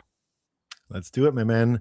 All right, friend. Yes, well, we're you gotta go, but I appreciate you coming, and we'll see each other again, folks in the chat enjoying it. So thanks for coming. Let's see what folks are saying. Isaiah gets it from Lance 2002. Isaiah, better come back, says Jesus is King.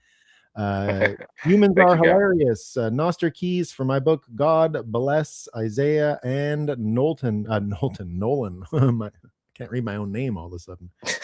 I'm from the town of Knowlton, though. And anyone who made that connection when I was young got a punch in the face, so it never caught on. So that was the good news. All right, Isaiah. Thanks a lot, man. What up, Zay? Says inside Tony. Hope you're doing well. Have a good one, brother. Yeah, man. Peace, Isaiah. Peace.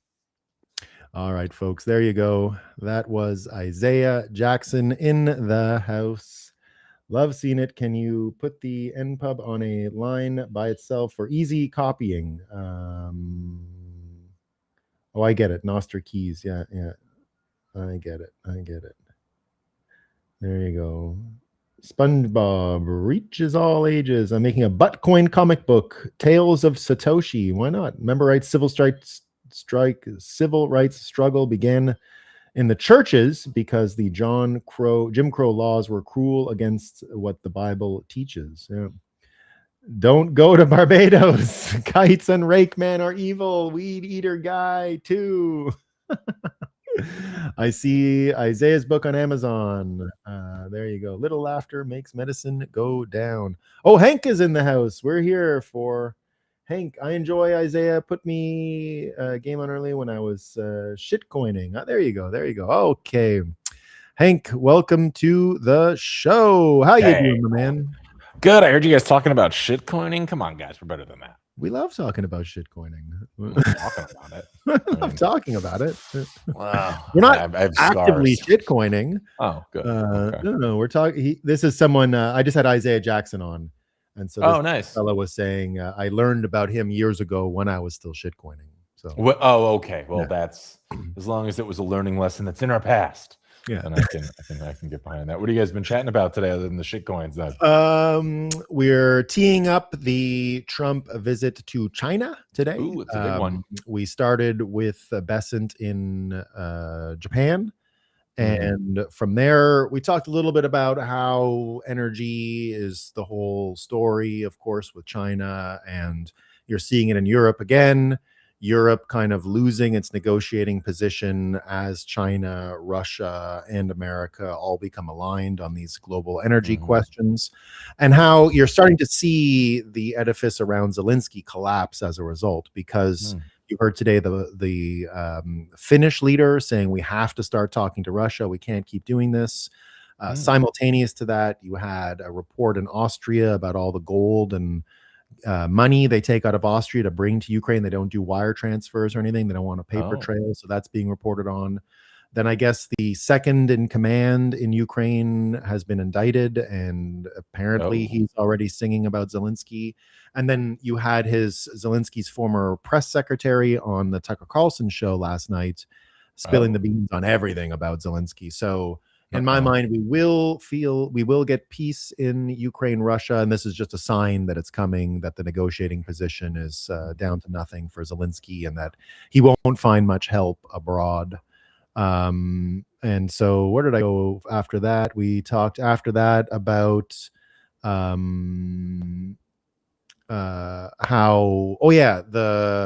even in America, if you think about Obama and the Biden, that they tie the Biden administration into Zelensky, because remember the first impeachment was all about the perfect phone call that Trump had with Zelensky, and then Biden and their Biden laptop and all that.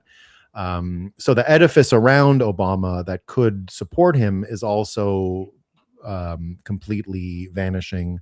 It's not the AOC version of the Democrat Party. It's the other one that was in Canada over the last couple of days. So that's the Slotkin out of Michigan, all the former CIA assets, deep state part, and they're not really the same Democrat Party. So I'm suggesting there is a schism inside of the Democrat Party, and that you're seeing Comey indicted again. MSNBC was wall to wall, deep state, John Brennan, all the Russia collusion guys coming out again. So that doesn't look very good for them. And that's all of Obama's support. So it looks like this new Democrat Party can emerge out of the old one. It looks like that civil war won't end well. And that's about it. Then we went into there a bit about elections, as a result of all of this. That's also part of this. I'd be curious, what inside slants were they given on Zelensky? Was he lifting jokes back in his comedy days? No greater crime. It's easier now too. Everyone's got the TikTok. No, it was a lot of juicy stuff. So the cocaine is clear. Okay. He would do it unabashedly in front of people. He always made jokes about how he ran, because they haven't had an election there in 7 years, right? Right. So one of his big lines is, "This is a dictatorship, don't you know? You have to listen to me." That was a joke all the time, right? Oh, I love when people make jokes like that. That's my favorite. All right, well, sounds great. Nolan, we're running out of time here. I'm going to let you wrap up with your gang, but everybody stay tuned. Nolan's coming on to rock some TV news. We got a lot to talk about. I'm specifically excited. Just one story today. I don't know if you saw that mayor in Arcadia that was actually the Chinese lady. The Chinese rating is today. So that's going to be fun to talk about. We got a lot on tap. And she's singing. It's a plea deal. Yeah. So this, we'll talk about it. We'll save it for the show. Everybody stay tuned. Nolan, I'll see you in a couple, buddy. Peace. All right. There you go, folks. Lots of folks in the chat today. Thanks all for coming. Really, the Carolinas population demographics didn't know that. Yeah, the Carolinas are from Barbados. They are that's where the moon and everything apparently come from. It's all Barbados. That's why a lot of Carolinians go on vacation to Barbados to go visit their ancestors. Zay knew that his grandparents had told him that they're not from Africa, they're from Barbados. That's their homeland. And that's one reason why he went there. Slow your frame rate, lower resolution, cable latency. Really enjoyed the show. Thanks, Seaberger. Isaiah was a big help indeed. Thanks for the support, Daniel. Peace and prosperity. Great show, gents. There you go. Okay, folks. We're going to go now and cut the broadcast so Hank can start his show. See you later, everyone. Peace.